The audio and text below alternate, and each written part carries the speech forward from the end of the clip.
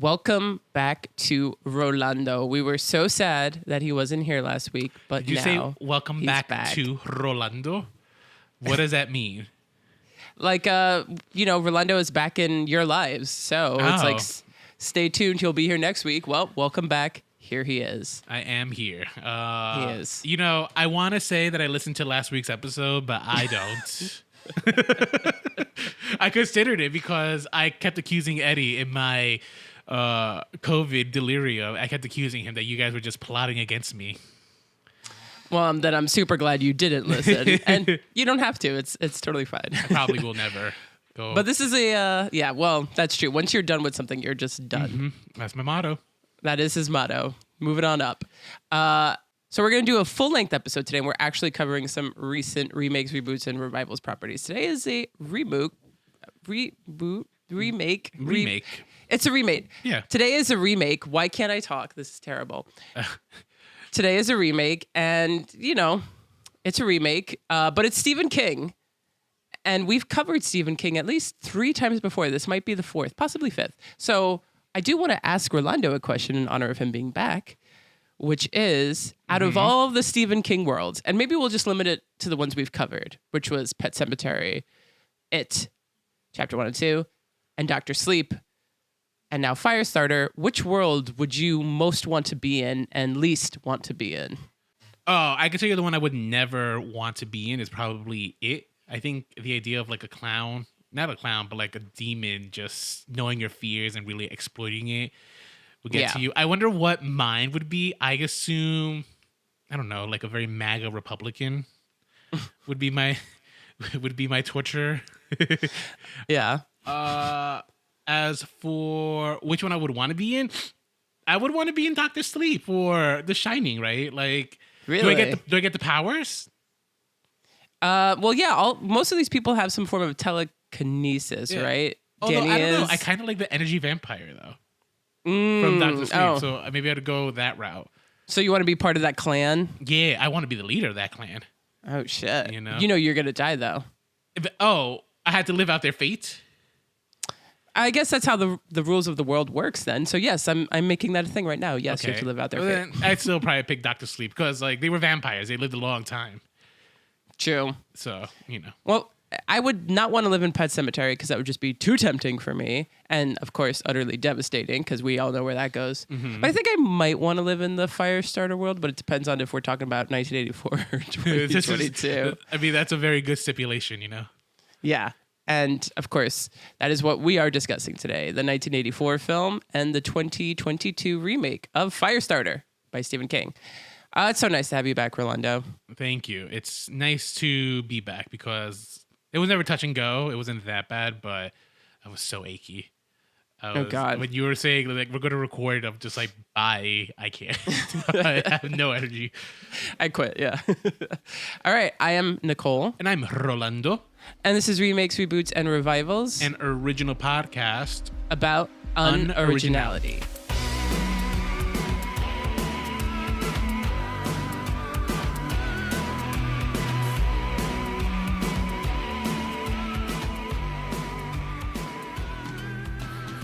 So, Rolando, you were sick, but I feel like when people are sick, that's the most opportune time for them to watch something or listen to something or read something. So what were you indulging in while you were sick in bed? So I actually didn't watch much while I was sick, right? Like I just slept. If I did use the opportunity for some reason, it just kicked in me to like start rewatching Breaking Bad. I don't know what it was. Like just being sick, I decided I'm like, you know what I want to do? I want to be in New Mexico and cooking meth with Walter White and Jesse Pinkman. And it's funny because I haven't seen that show since it actually came out. Oh. Right? That was the last time I saw it. And I was watching the last 3 seasons of that show like week by week, season by season, right? And it's crazy how different of an experience it is binging it. I feel like I'm picking up on things that I completely forgot about. Wow. Yeah. I've never seen that show. I think I started the first season and I just stopped because I was just like, I can't. I'm surprised. I mean, the show is so good. The show is excellent. It is easily. It is. I thought it would like kind of dwindle since it's been so long since I've seen it. I'm just like it's not. It probably won't hold up, but like the show still holds up. That show is top notch. I think it's like the highest rated television show on IMDb. I mean, people love it. People also love good. Better Call Saul. I think even like their week. Oh, that's the other reason why I'm gonna eventually try to pick up Better Call Saul, and I'm also eventually gonna try to go to the movie that came out on Netflix, the revival.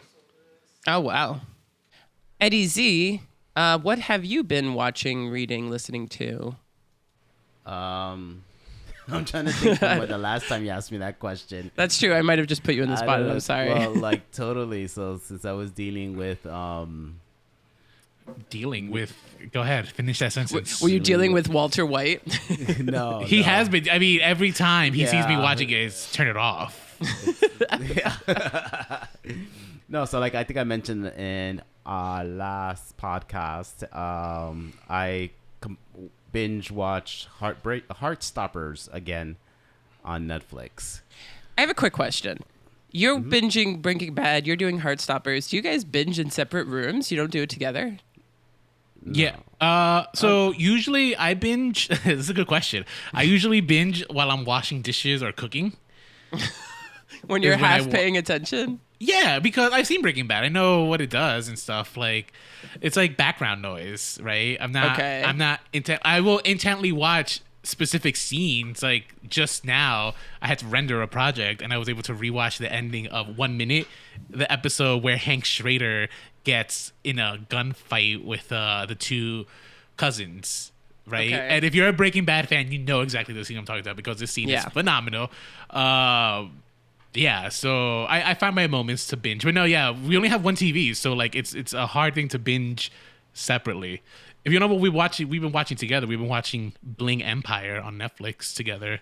Yeah, we saw Bling Empire. Oh, okay. Yeah, that's what I've been watching. That that's a reality TV show Absolutely about crazy rich ridiculous. Asians. Wow, Absolutely ridiculous. there's so many shows. It's crazy. How do you keep up with all of them? All these platforms, all these shows. It's crazy. It's true. I mean, being picky helps. This is true.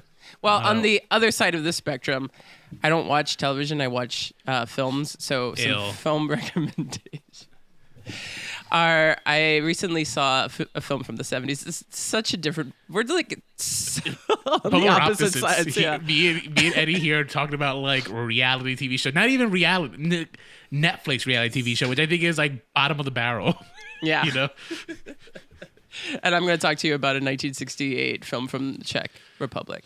Actually, I did see a magnificent film called Daisies, which is really radical and really just a film of vignettes about women and their relationships with food and sexuality. But I also saw this movie more recently called Clute with Jane Fonda, and she won the Academy Award for it. Clute? And it was Clute, Klute. I was like, Clue. I don't remember Jane Fonda being in Clue. She plays I don't want to call her a prostitute, but I guess by today's definition she would be. I think prostitute is an outdated term. It's called sex worker. There you go. She plays a sex worker. Nice. And it's kind of like a thriller. Somebody's killing off people, and this guy's investigating it, and he's John Clute, and he of course falls in love with Jane Fonda. And just movies don't look like this anymore. It was just so beautifully shot, and it moved at what I consider to be a very beautiful pace. It took its time, and it lingered on scenes, and that's my thing, and I loved that. And it was just so crazy. I was like, wow, if I had my friends over, would they find this movie boring, or would they be captivated? Because I was utterly captivated. So it's just interesting how, pacing and the way that like you choose to move a scene, can really make or break either television or film or theater, any art form, like the way a scene moves. So yes. Anyway, I know you and Eddie talked last week about like all the stuff you guys watched while we were on break. I want to just say this. I saw The Northman, and I just want to point this out. Weakest of his mainstream films so far. I was Robert Eggers, the filmmaker. Thank you, his Robert third Eggers. Film, The Witch. His third film, The Lighthouse. I love The Witch. The Lighthouse was great. I thought it was so homoerotic. Yeah, The Lighthouse is great. It is very great. And this one was just like kind of a letdown. It was just like, watered down Conan. I've been so busy that I haven't even been able to see it, and I think it's already out of theaters, which I'm bummed about. But once it comes out, it deserves it. Also, your girl Nicole Kidman. She's my girl. Since when? Is it? Yeah. I thought you like. I thought you were a fan of Nicole Kidman. Oh, you mean when I had the poster? Yeah. I mean, pre-work on her face, Nicole Kidman is my girl. That's it. That's what I wanted to call it. I was just like, good golly, that work on it's so it makes it so hard for her to emote. Yeah. It's like it's to the point where it's just she's a great actress because she can still emote with her voice and like her screaming and stuff, but like it's hard watching, I don't know, like a mannequin. I actually would agree. Yeah. But enough and mannequins about that. is actually something I want to complain about when we talk about the new Firestarter. So that's my weak segue. Well, yeah, so Firestarter, so more so of a segue. Has anyone read the book? I did. And can you tell Eddie us has about been it? dying to like I did. for this question to be asked. So when did you read it? So, I mean, it was a long time ago. Yeah, a long time ago. It was during the time as a kid getting into sci-fi and anything dealing with like paranormal stuff. So I actually saw the movie first. Okay. I saw this movie as a little kid, and I was just like, "This is so fascinating. I would love to know more about this." And then I just picked it up, and it was just very good. It was very good in the sense of like, of course, like when you read the book, you get more background, more stuff, more information, and definitely the idea of the relationship between a father and his daughter. Definitely was fleshed out more, you know, in the sense of the power. Yeah. In that dynamic. And also what it's interesting that they did talk about is that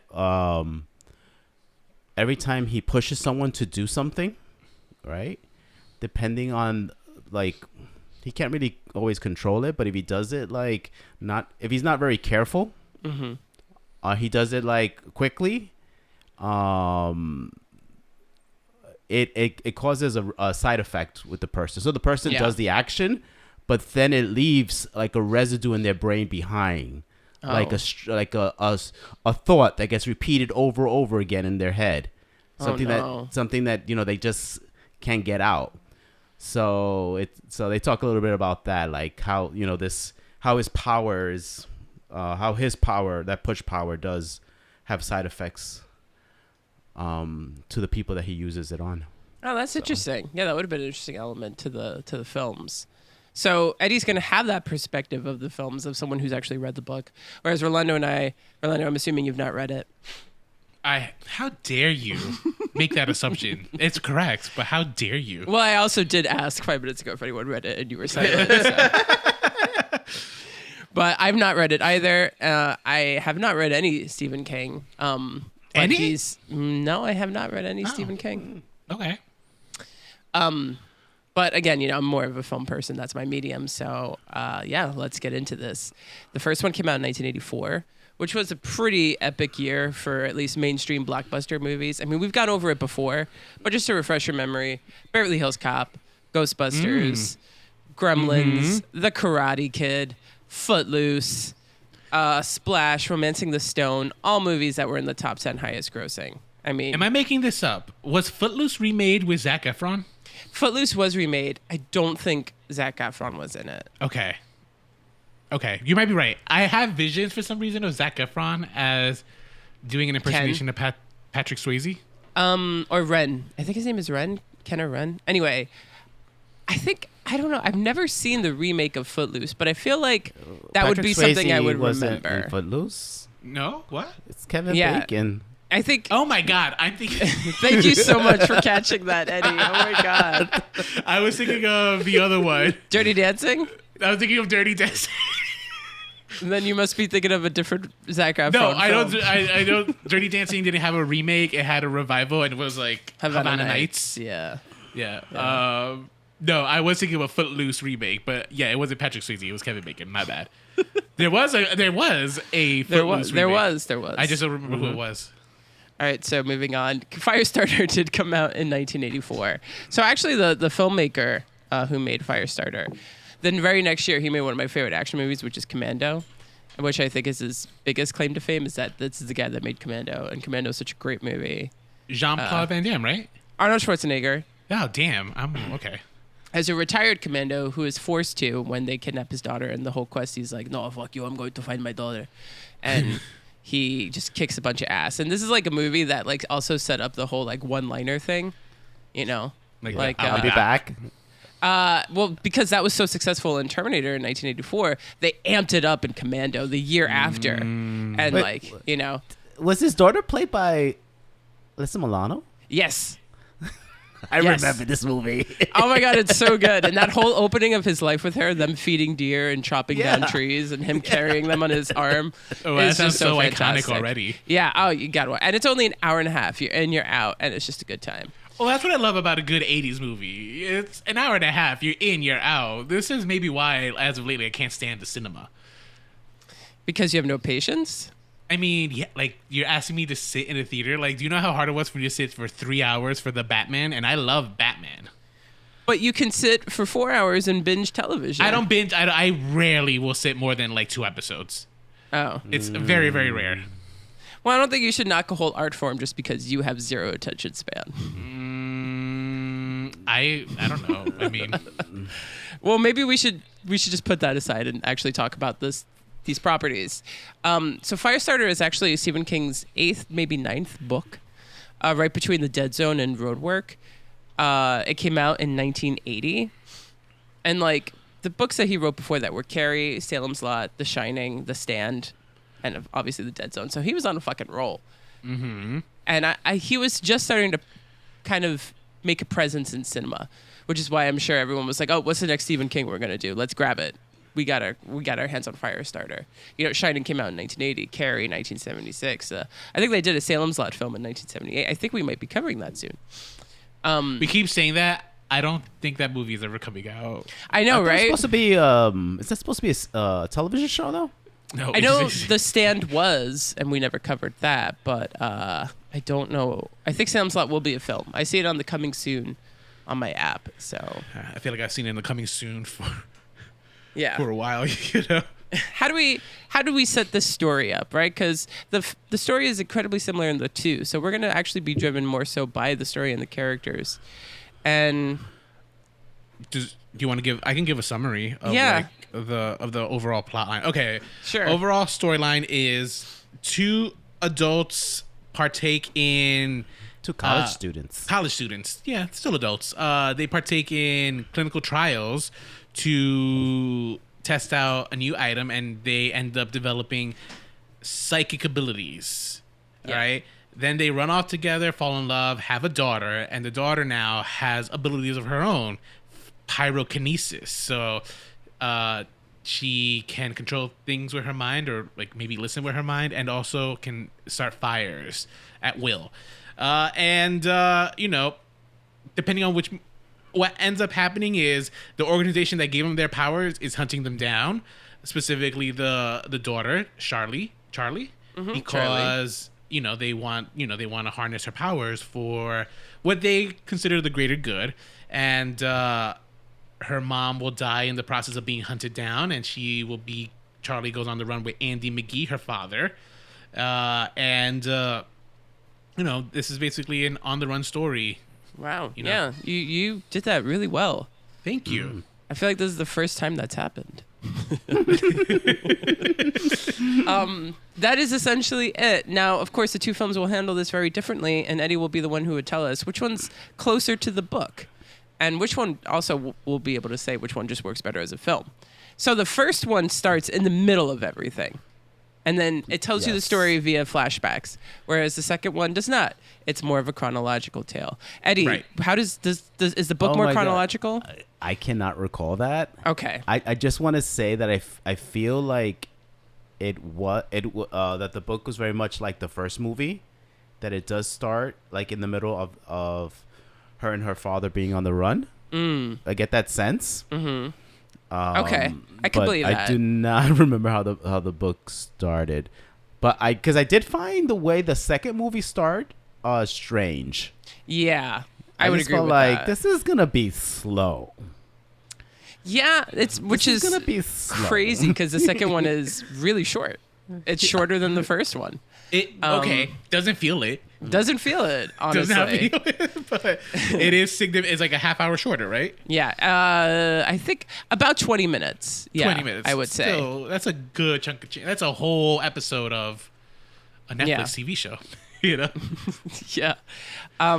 Which is interesting because they always say if you really want to grab a viewer, you should always start from the middle, right? Like, okay, Goodfellas, one of the best films of all time, begins with, there's a noise in the trunk, they pull it over, there's a dead body in it, and they kill it. And then it goes all the way back, right? So you're hooked the moment you see that.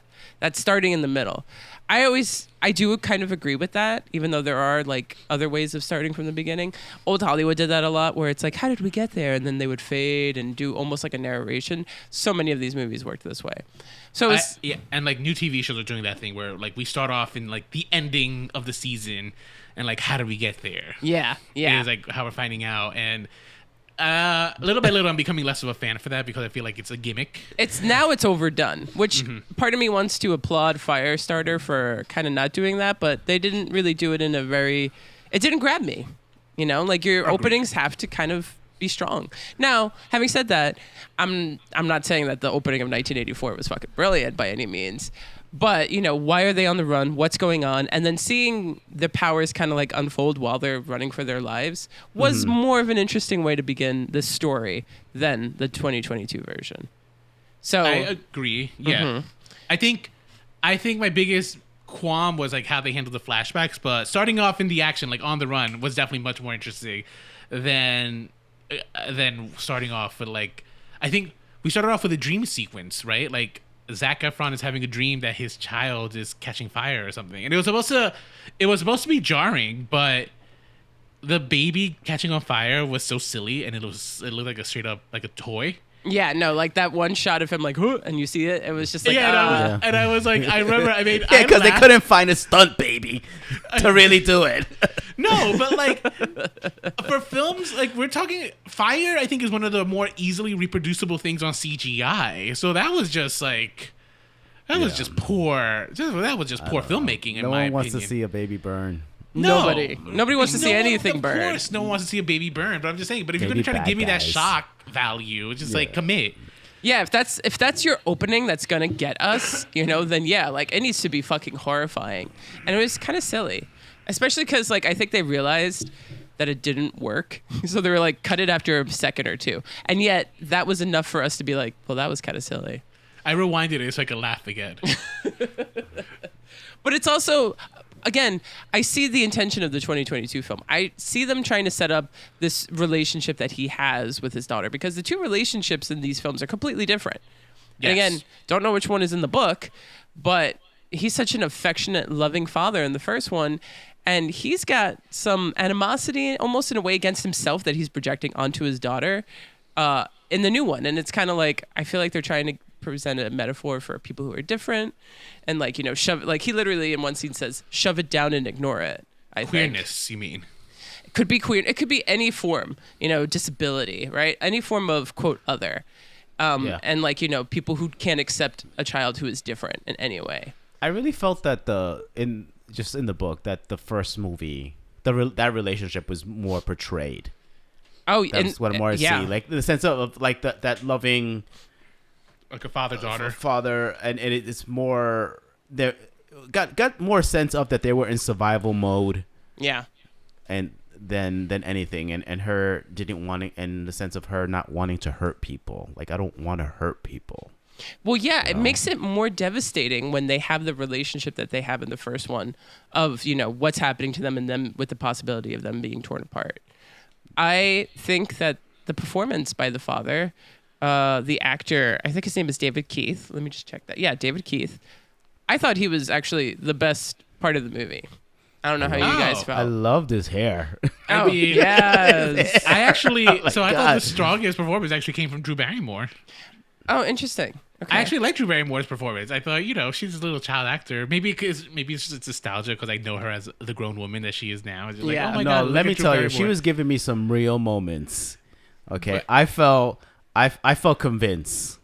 All right, I felt like that there was, when she was in anguish, it was portrayed when she was like being a child and being trusting, and wanting to believe that she had a friend in the janitor guy, you know, and that moment of betrayal. So I felt all those. She was giving me all the spectrum of emotions, and I was there for it. She was very good. I guess my thing was that the character that I felt like I could most sympathize with was the father, and that feeling of, you know, needing to protect someone. I would agree. I think by the end, I would agree with you though. Like by the end, like he was I did like his performance because I think early in the film, specifically when he finds Heather Locklear dead, I thought it was just like that was a little bit not good acting on everyone's part. It was badly directed. It was badly written. It was all over the place a little bit. And I thought, and that's early in the film, and I'm just like, oh, I'm not going to like this movie. However, that was the last flashback, I think, and then we're like in the present narrative. And from there, like the movie kind of found its footing. Absolutely. And then that's also when I would agree with you. Like I think like him as like the character and as the actor, he really fleshed himself. Where as opposed to Zac Efron's performance, which I hate to say this, but like he kind of phoned it in. Well, I don't know if I hate to say it, but I would agree that he did kind of phone it in. I don't know if I believe him as a father of a child that age or as a father, period. I think he exudes kind of like youngness.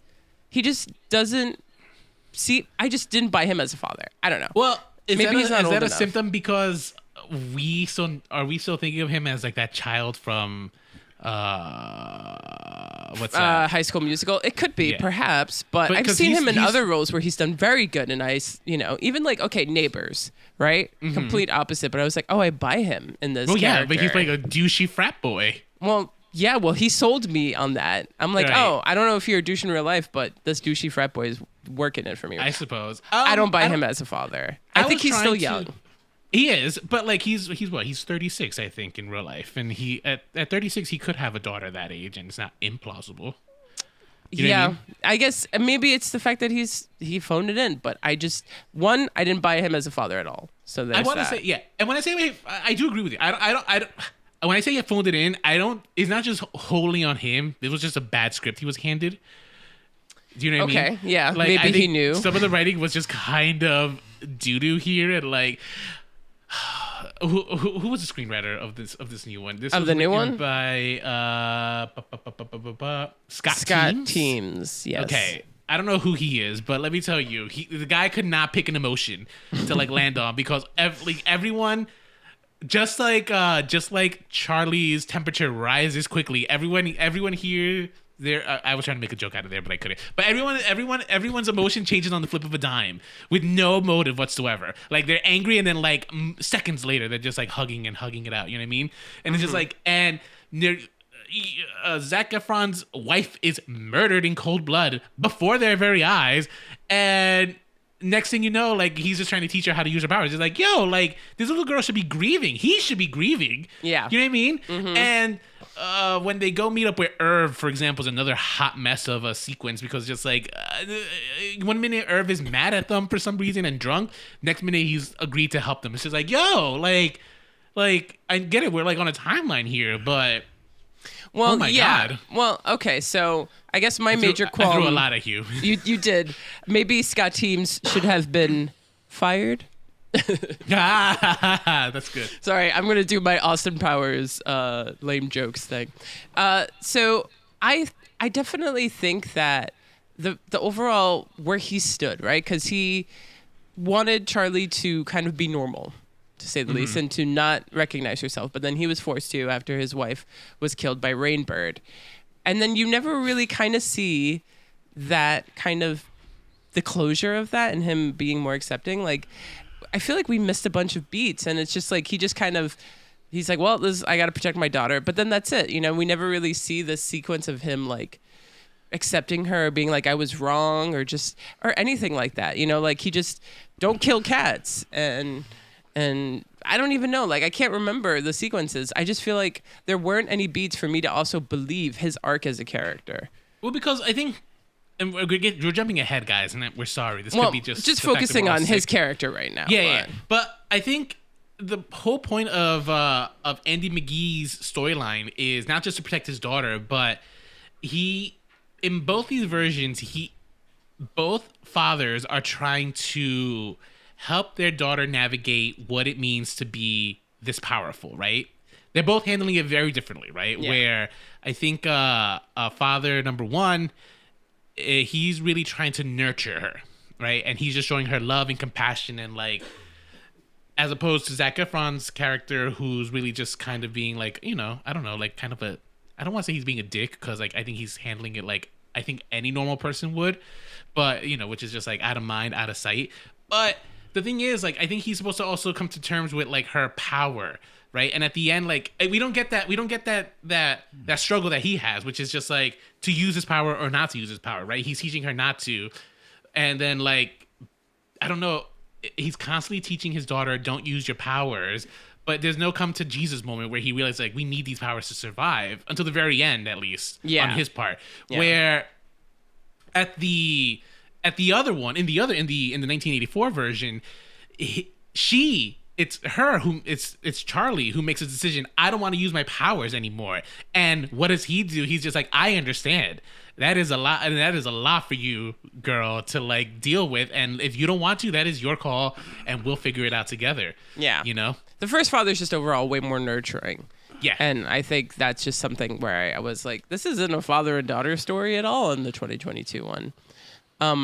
So Rolando did mention that they had an experiment happen when they were college kids. That was called Lot 6, and both films handle this a little differently. We see this whole flashback sequence of like all of the people who are undergoing Lot 6 treatments, I think, which is like a hallucinogen of some sorts.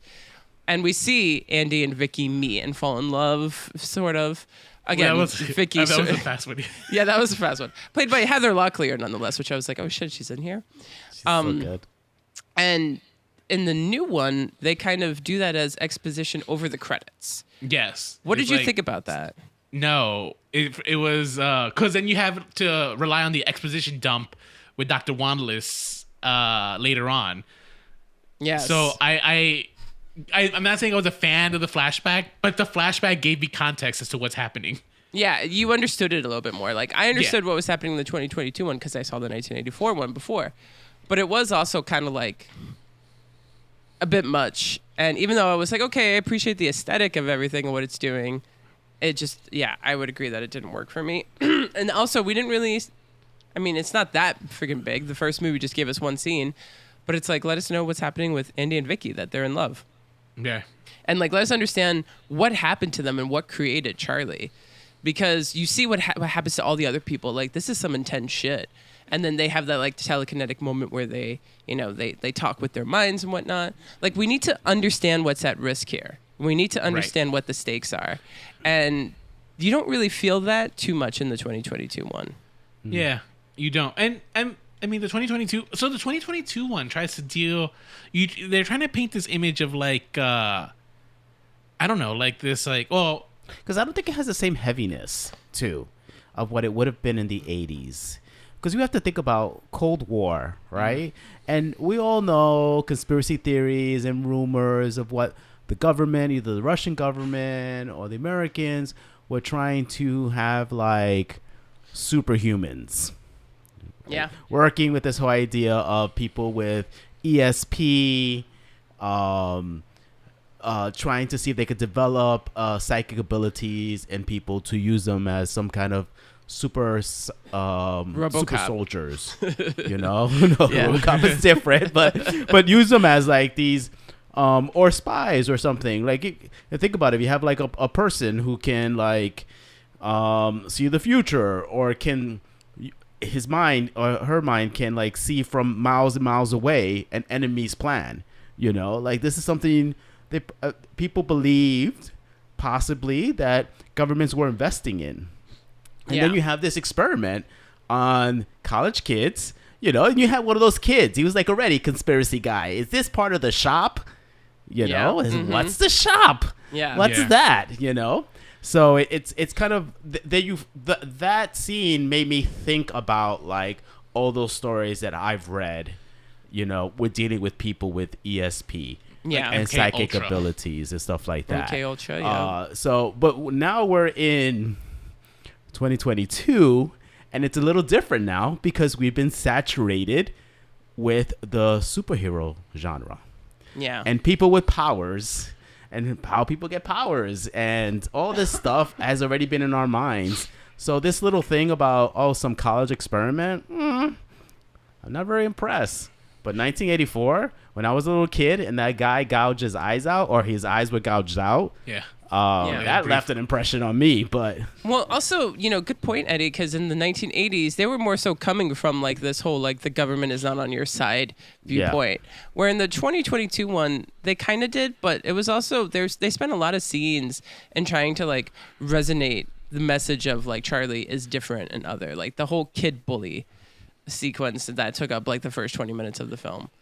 Right, that was like your first act, like being antagonized. Yeah, like her relationship at school and like, oh, she doesn't have Wi-Fi, and I don't know what else. Why they made fun of her? She's like a beautiful little girl. Like, what's their fucking problem? Like, I didn't understand why they were hating on her. But that kid was so mean, and nothing happened to him. I know. Like, why set that up? Like, she gets the cops called on her. Like, what the fuck? Yeah, I thought he was gonna get like burnt to a crisp by the end of this film, and that did not happen. I'm just right. Missed opportunity. Was he? I was waiting for him on the beach at the end. I was like, is he there? Is he gonna finally get his comeuppance? I agree. But yeah, and like to Eddie's point, we are kind of also like, we've seen it so many times, secret government or whatever. Like, in what new way can you present us with?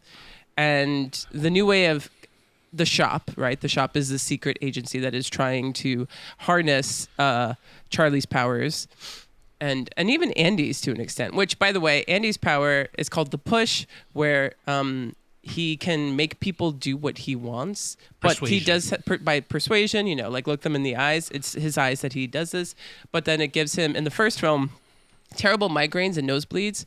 In the second film, his eyes bleed. Yeah, that's right. His eyes bled. I forgot. Yeah, they changed it, and they didn't give him migraines, which to me makes so much fucking sense. Of course, it's gonna kill his head to do that. Yeah. And also the way that David Keith does it, where he puts his heads and then he just like puts everything back. It was just so good. That's so dramatic, but it's almost so funny to think that I can like when he started doing this, and some guy was like, "No, you don't," and brings his hands down. Yes. Like, that's how I turn off your power, by putting your hands down. Yeah. But it's so and it's so, because he has this like incredible like hair, wavy hair, and so he like puts his like all his fingers in his hair, and he like yeah, loved it. I loved it too. Yeah, that's gonna be my Halloween costume. And yeah, the overall messaging of the 2022 one was like almost trying to find like home and acceptance.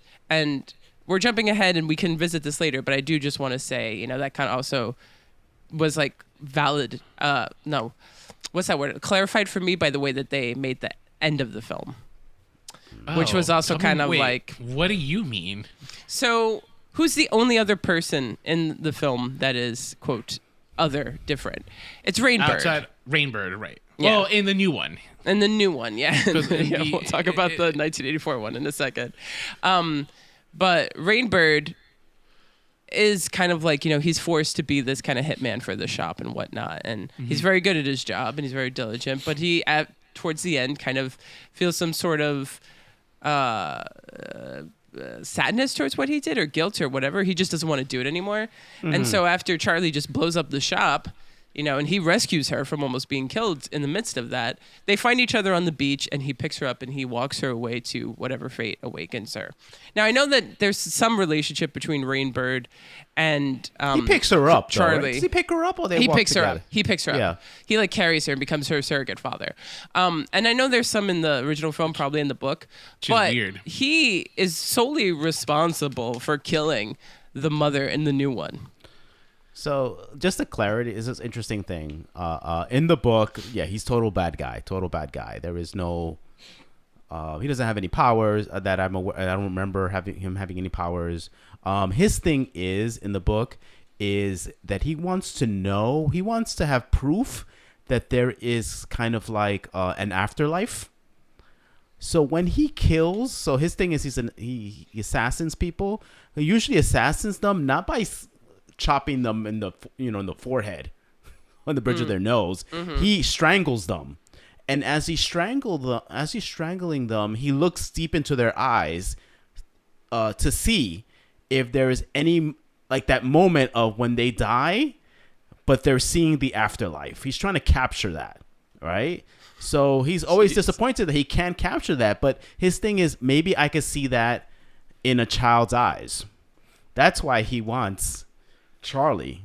The book, that's why he wants Charlie, because he's like, when the time is ready and I have her trust, I'm going to strangle her. And I'm going to see if I can see the afterlife reflected in her eyes. Wow. Look at that. That is, well, that's not at all how the 2022 one goes, for sure. But even the 80s one, too, is kind of weird, because he's like, I'm going to chop her head. And then I'm going to look deep in her eyes and see. And it's just like, dude, that's weird. It's like so weird. It is so weird. So just to finish my thought on the 2022 one, because we do got to talk about Rainbird, is them finding each other on the beach and them kind of like now forming this new relationship together. To me, the reason why I think that clarified this whole message of like being, you know, like an outsider needing a found family was the way that they ended it, because I was like, why? Because he's different. He's also like the misunderstood one in his life. Why would they connect? He killed your mom. Yeah. He's a fucking monster. Like that didn't make any. It's kind of like in West Side Story where it's like, but he killed Bernardo. Why are you sleeping with him? Yes. Like sometimes movies just do things where I'm like, did we not forget what happened like literally 25 minutes ago? Yeah. Yeah. So, and Rainbird, we have to bring up, was played by George C. Scott in the 1984 one. Okay. So, I mean, I kind of loved him playing it like a retired army general. But, yeah. I mean, you tell me, Rolando. I mean, yeah, he was supposed to be playing a Native American, and it's just like it's like in retrospect, it's so fucking offensive. Oh yeah, no, yeah. I mean, is it less offensive that he didn't even try? The effort was so minimal that it kind of. Did he ever say he was Native American? No, but he had the, you know. I mean, if you read the book, you knew. His name was Rainbird, and he had a ponytail. He had a ponytail, and I think at times he wore like tribal pattern like sweaters. Yeah. At times. I guess, so yeah. It wasn't ever explicitly said. I looked it up, and I'm just like, oh, he is supposed to be Native American. Because, again, Rainbird was also Native American in the new one. Mm-hmm. He was also played by a Native American, though. Mm-hmm. Indigenous American. Sorry, terminology here. But he... So I kind of assumed it's just like, I guess Rainbird is supposed to be played by like an indigenous person. They just chose to not do that. They just chose white. And I thought it was hilarious. Like it was so funny. I mean, yeah, when I watch old movies, I'm like, this is a different time period, like it is what it is.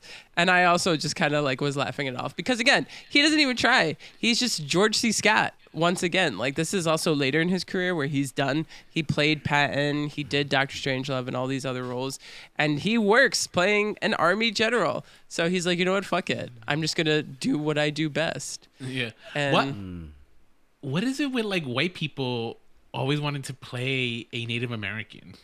Right? Like, it's like an acting challenge. Yeah. It's like, I mean, I'm thinking to like Walker, Texas Ranger, because that character had like this obsession with like Native American tribes. Oh, I never watched almost that. A borderline fetish. Yeah. Appreciation. Just maybe appreciation. Just a love. I suppose, but there's appreciation and then there's appropriation. Well, you don't know. Do you watch Walker, Texas Ranger? Have you seen it? Yeah, not the new one. I'm talking about the original. Okay. I used to watch that one regularly, sadly. Okay, so moving on. Vicky, what do we think about the way the movies handled Vicky? Who the hell's Vicky? The mother. Oh, Heather Locklear had like 3 scenes. Yeah. Not even. We can't even count when he finds her because she's dead. So I think they handled that well because it's like so. In which one? The new one? In the old one, right? In the sense of like she's just a flashback, right? Because when the present time, it's been a year since her death. In the 1980 what? It's been a year since her mom died. So it makes sense that she's still struggling with her mom, but she's not emotionally crippled by the actual event being recent. Yeah. Right? But that's not how it is. In the 2022 one, it's like, your mom just died. Shouldn't you be like not Yeah, like Yeah, shouldn't you yeah. just be? Not doing things right now, like Like Shouldn't they you be were on the inconsolable? They were they were very It just too laissez-faire about Yeah, the whole seriously. ordeal. Oh well, mom died. We got to go on the run. We Like, gotta what? go on the run. We're gonna burn cats. and I can't. I can't about that scene. I was trying to hold that. I was trying to hold that for later. But did you guys catch when she said like the whole when she ends up burning her mom's hands? When she says she says to her father that was meant for you. Yeah, I caught that. And she I wasn't aiming. She wasn't aiming for my mom. And anyway, we do not like deal with burns like that. Come on, take her to the Yeah. hospital. That Yeah, was just seriously. like, how are we not like those burns were serious? Or- Serious. They were just horrible. I know they were like on the run, but like go to urgent care. Go, Though. just go. I was just every time I saw her, all I could think of is what pain she was in. It was Yeah. so uncomfortable to watch her. It was, yeah. And to your point, back to the whole relationship in the 2022 film with the father and the daughter, it was meant for you. Okay, so when then did she actually start to not resent her father because of the way he treated her? You know? Agreed. That would have been a much more interesting movie, right? Mm-hmm. Like if it's a very, very terse relationship and they're on the run together very begrudgingly, Yeah. that would have made a much more interesting dynamic. But the writing didn't allow for anything. The writing just like, all right, you go here, now go here, now you know what I mean? Yeah. Yeah. And absolutely. and that was the problem. But like I would have much rather preferred a film where if the girl is dealing with the guilt of not only burning her mom, but now she died soon after, and you could like correlate this as a result of her actions, that she is dead because she stayed behind because of the burn that she caused. Now you have this girl who's suffering with all this guilt, and not only that, but low-key hates her dad. Mm-hmm. You know what I mean? Like now you're giving this character depth, right? Yeah. Yeah. That would have made for a much more interesting movie, but instead they don't do anything with it. They just kind of just say like, all right, we have a cat that you're gonna burn. Yeah, we keep going back to the cat thing, man. I keep Oh back to my the cat god! All I could because think of is Unicorn at that moment. Yeah, Just so like, I think I paused I was it not afterwards. okay. Like, oh, Nicole's gonna like be so fucking mad. oh my with god! this scene. I was not okay. So if you're on Letterboxd, come and find me because I made a list and I called the list and I shared this with Rolando. I don't know if you saw this, Eddie. But it's Blumhouse adaptations of a Stephen King novel with a young girl and a cat, and the cat dies a terrible death.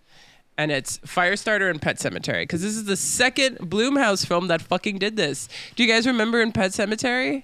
Yes, And the way, like, why do they treat cats so terribly? because they have 9 lives. Oh, Not when they get burned. You missed another Stephen King, but this was a short story that they made into a movie By Cat's Blumhouse? Eyes. No, not by Blumhouse. Okay, no, that's no. the one. That's Okay. the one thread. But Not yeah, yet. they just Okay. actually did. They just announced it, guys. They just announced it. Wait, what's the other one? Imagine. No, I was like, Blumhouse is doing Cat's Eye, Cat's Eye. the cat trilogy. Yeah, no, she burns a cat in the new one for no reason other than her father saying you have to learn to control it, and I just don't. I hated it. I hated every second of it. It wasn't a good scene. It Yeah. wasn't. It wasn't even shocking. She should have burnt the bully, and then Yes, really learned her right. lesson. Like it should have been like there you go. That's a perfect chance for you to introduce that bully that as character as an audience we're already like not caring for. Yep. But at the same time feel that real life human consequence. How horrifying it is. And that's why they have to leave. And then the strained relationship between the father and the daughter is so present. And they even have worse, to work yeah. past that when they're together after losing the mom. See, Scott Teams. Oh yeah, I know. Like Missed opportunities here. I hope he's listening to this episode and he's like taking notes and just. I'm sure you're a wonderful writer and had a lot of people breathing down your neck about what to do, but this definitely could have helped your film. So we're gonna leave Charlie. Eddie, sorry. I'm sorry, I lost my train of thought. I just felt that there were certain things that were just kind of like, but this is my personal thing, maybe. Obviously, it is my personal thing. I just didn't think that it was always necessary, like the cat thing. Right. So then it's the cat, and then the cat suffering. So it's not the cat was burned, Yes. and that was it. They had It a was sound like- effect playing of the cat. It's just like the lesson. the lesson, that lesson that had to be learned at that moment, like you need to finish it because you need to put it out of their misery. Like you did this, so you're responsible for it. You can't let it suffer you to put it in misery. And then this lesson gets brought back when she's in the car and the agent comes in after talking to his pregnant wife. He sits down and then that happens, and then the lesson there, just like Yeah. I have to put you out of put you in misery. misery. Yeah. But these are the agents, mind you, who, as an audience member, is just like, yeah, but like, do I care if they're suffering? Like, Yeah, and he's gonna You know kill what I you. mean? Like, right? Like you don't kill him. he's a bad guy. So it's just like, I don't know. This movie wonky all over the place. We haven't even talked about the agent. Two different performances here, Martin Sheen and Yeah, that's what I was going to do next, actually, because okay, we should go. probably leave Charlie for last. But depictions of the shop between the first film and the second film. In the first film, Martin Sheen plays, what's his character's name? Hollister. Hollister, and I don't even know what the woman's name was in the second film. She was also Hollister. She's Was played by she? Sydney Lemon. Yeah. Wow, look. Wait, hang on. No, I'm sorry. Gloria Sydney Rubin. that's Vicky. Yes. Okay. Gloria Rubin, who is Eddie. You said she's from Grey's Anatomy. No, from ER. From ER. She's a great actress. Okay, so we got Martin Sheen in the first one, Gloria Rubin in the second one. Obviously, we spend a lot more time at the shop in the first one. Mm-hmm. And Which I love the aesthetics of the original one, like a plantation that's turned into like a science development. It felt very Resident Evil.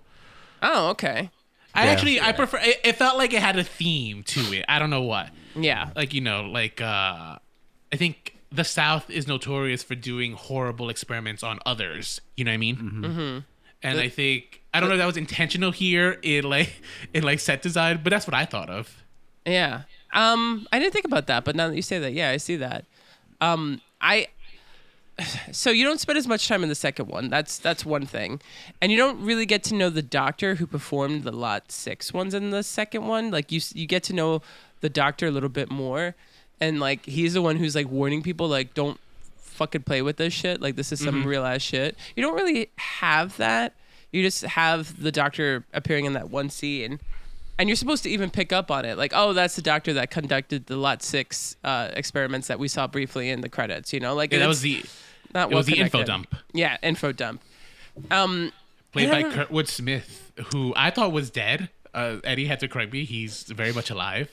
I thought he had passed away. I don't know. Wow. I must be. You know how you get those fake Facebook stories, I guess? Yeah, there's a lot of them. I guess in the first one, the evil government was way more at play. And guys in suits telling you lies and stuff. Whereas in the new one, not so much.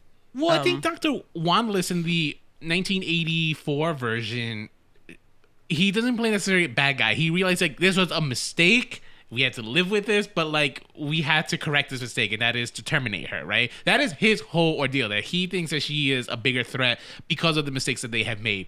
He accepts the responsibility that yes, it was his mistake, but it's a mistake nonetheless. And therefore, Hollister sees this as an opportunity to exploit, as Eddie pointed out, we're during the Cold War. Makes sense, right?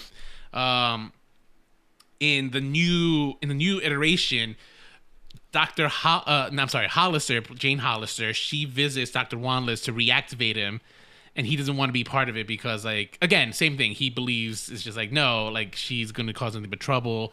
Yeah. I don't. Does he die? Was that the implication that she's going to kill him? I felt like the implication was there. Oh, yeah, I didn't catch that. That she's going to terminate him anyway. Perhaps, yeah. Well, she was definitely more so just evil and was like, I just want to use you for my own reasons. Let me tell you, Gloria Rubin here as Jane Hollister is the only one who gave a damn about her performance. She went straight up over the top, but she gave, all right? She tried her damnedest with this script. She was just like, you know what?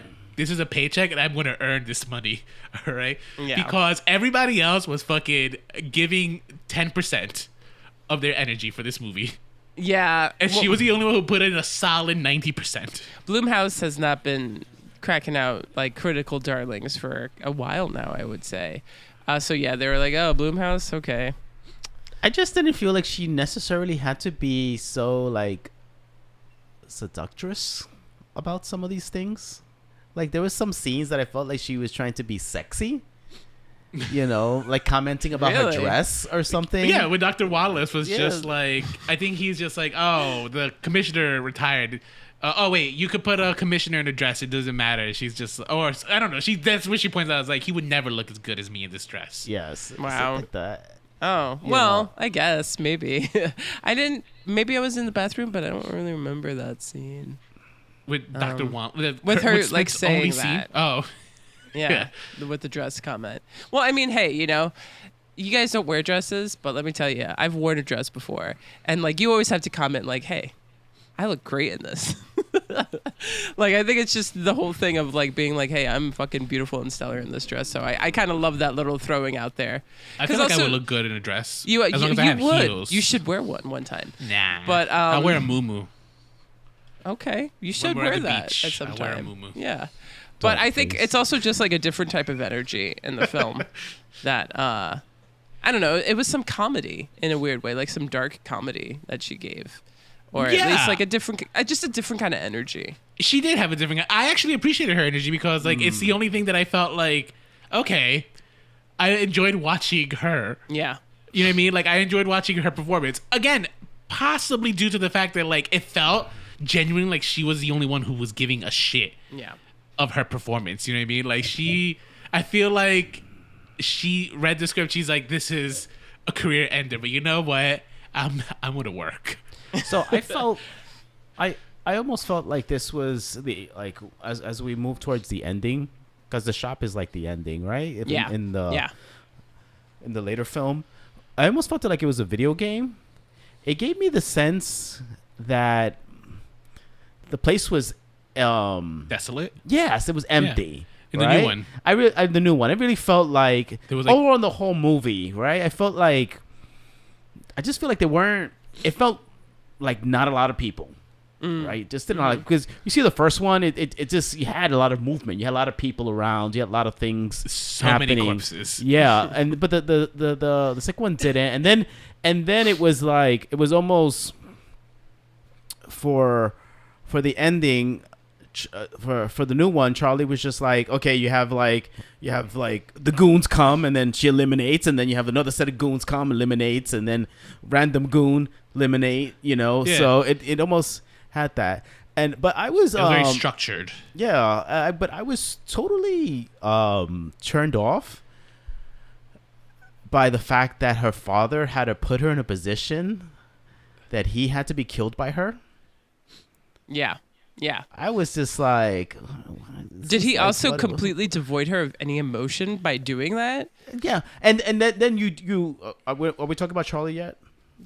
Let's talk about Charlie. Now it's a good time to talk about Charlie. Okay, at this point too, there is, for the Charlie in the 2022 one, there is this sense of like she is enjoying, there's a sense of darkness that has risen in her, and she's enjoying this. You know? There is like an enjoyment. In the 80s one, you didn't have that sense. You did have that's Charlie struggling with that. The Drew Barrymore character struggling, feeling guilt on the people that she hurts. There's that, and I also got the sense too, and I'm trying to remember if this was in the book, but it almost seems like the power itself was almost a separate entity. Like it was kind of like an entity that she brought out, and then the idea was that she had to send it away too when she says it, back off, you know, and it has to be kind of it's power or source has to be quenched, right? That's where she puts it in the water, you know, to just like eliminate there. She says, and then when she told watching it again, I was picking these things up when she told Rainbird, he said he's made this comment, do you bring it back in? And she says no, because then I would burn up myself. I think I would burn up myself. So it's this thing of like something that comes forth from her does this damage, and then she needs to bring it down. Okay, and then that's how it is in the book. It's funny because I just remember like there was a reason why there was a lake next to the shop. She ends up when she does what she does, in the say book, it. when She she does blows what, up the when shop. she eliminates the shop and she burns everything down, it's whatever this is, her power is so like, it's so strong that she has to put it in the lake. And I think she evaporates half the lake. I think, or maybe that's just my imagination, but she ends up like evaporating half the lake to bring it down. But it's like this concept of this thing being almost separate from her. And Rolando made a comment, is like, doesn't she get tired like her dad? Like when he uses Right. power? No, I said it seems the more she uses it, The stronger she gets. the stronger she gets. Yeah. The stronger it gets. Yeah. If only Yeah. working out were like that, like like the longer I'm on Seriously. that treadmill, the faster I'll lose weight. Oh, if only. Regarding performances, because that's all a knowledge about the character, which is helpful. But regarding the performances, I do agree with you, Nicole. I think we're supposed to get the sense that or I guess Eddie, you're the one who said this. We're supposed to get the sense that the new Charlie is enjoying the chaos that she's causing at the end because, she just saw her father burn up with Hollister. But it wasn't even, again, you know how Charlie makes decisions in the 1984 version? Mm-hmm. Charlie is never given the opportunity to make decisions for herself, really, because her father uses his powers on her to activate the fire starting and burn himself. You know what I mean? Yeah. So it's, again, this poor girl just never had a say in her life. But to Eddie's point also here though, the ending felt like so kind of like, all right, these bad guys come in now, they want to just burn up. But the burning was so bad, they were just mannequins. You know what I mean? The way they would light up, there was no movement. At least in the 1984 version, There was commitment. These were people in those costumes, on those fire, suits, those guys in running suits. around. You know what I mean? Yeah, and it 100%. looks so much better for it. Yes. it does. Explain to me why the carnage in the 1984 film just viscerally feels so much more gratifying to watch than the 2022. It's VFX, man. VFX has made people lazy. Oh, we'll do it in post. We'll do it in post. You had to do it there on set in 1984.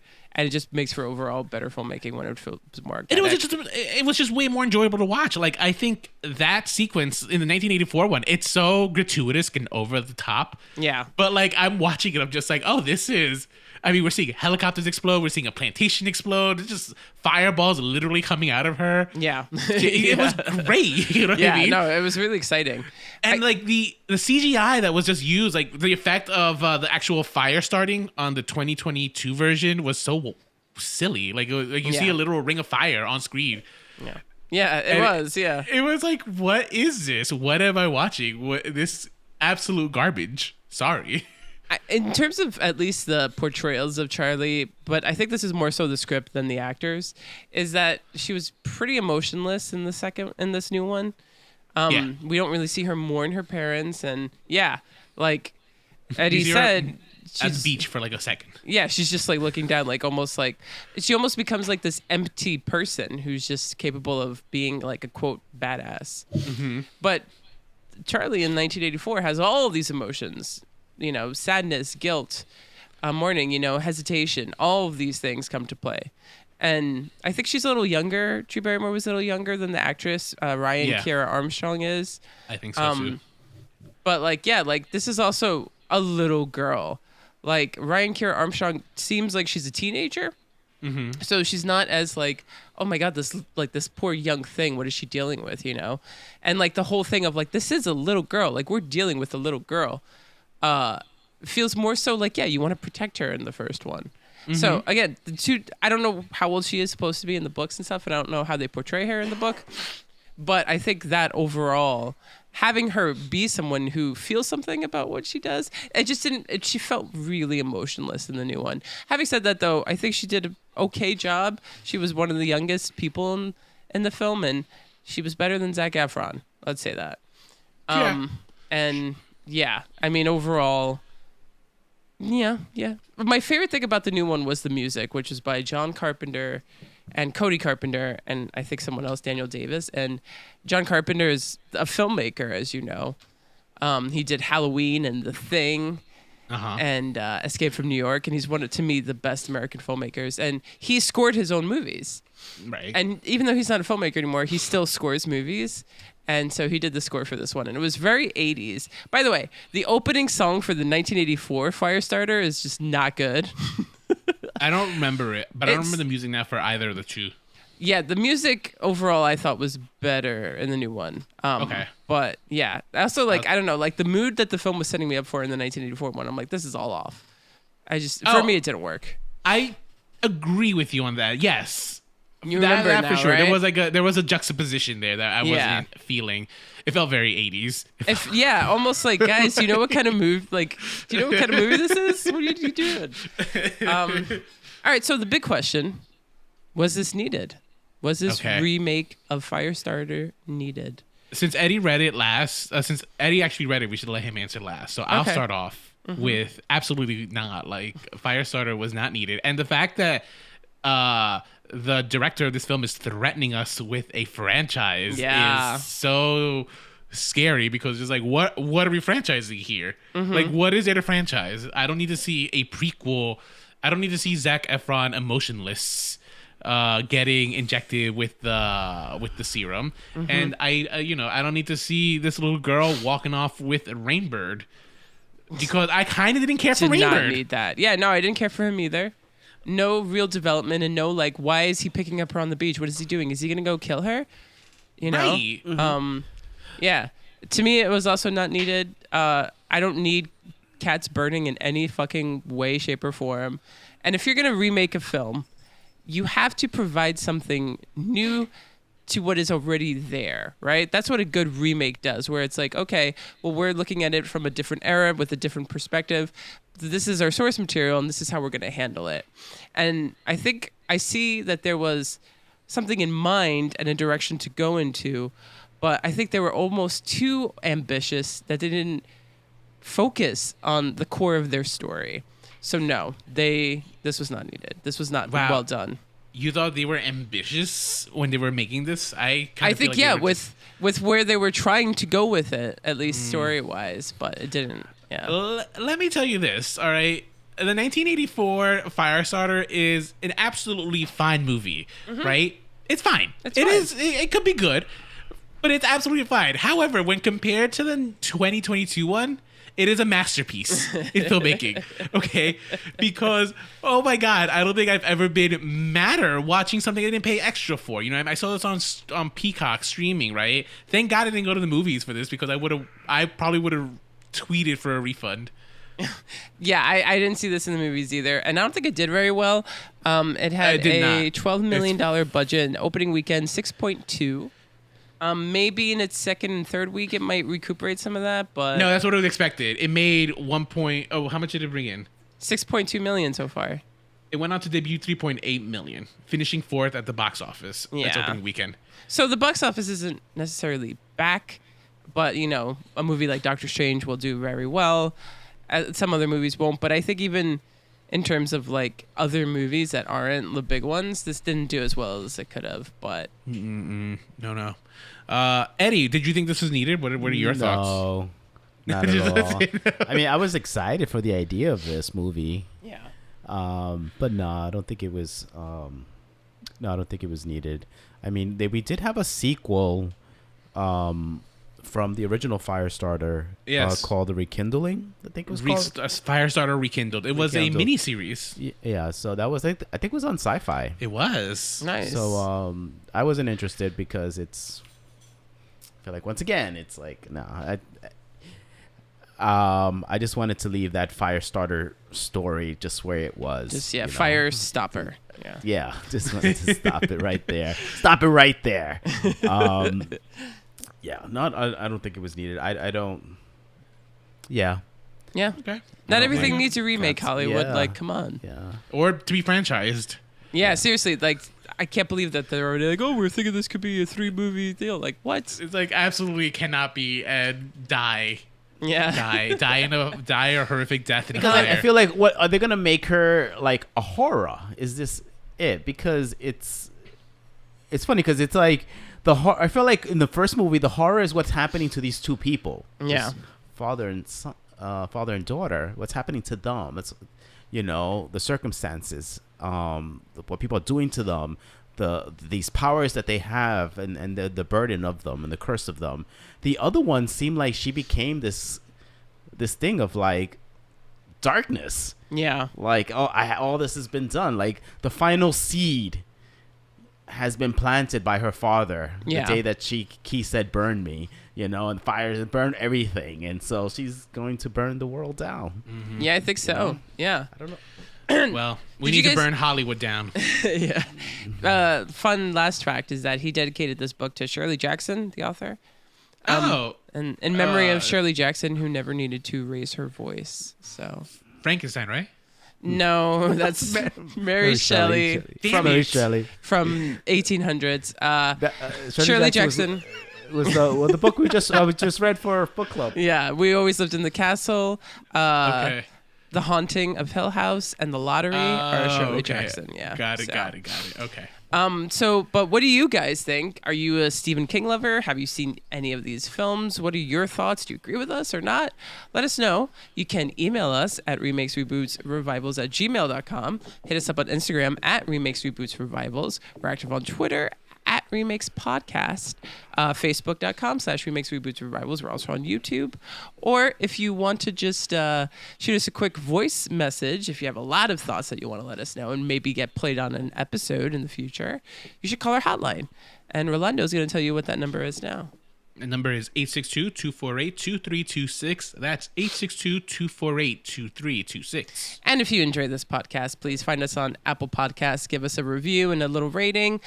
These things really do help us. And we just also love hearing your guys' thoughts. So, yeah. Well, I guess that's that. We are back, and we came back with a clunker. Oh, yeah. But I think this was a good one. We all had really valid points. And yeah, we're telling you guys really well why it doesn't work. Mm. All right. Burn. All right. Well, until next time, stay stay an original.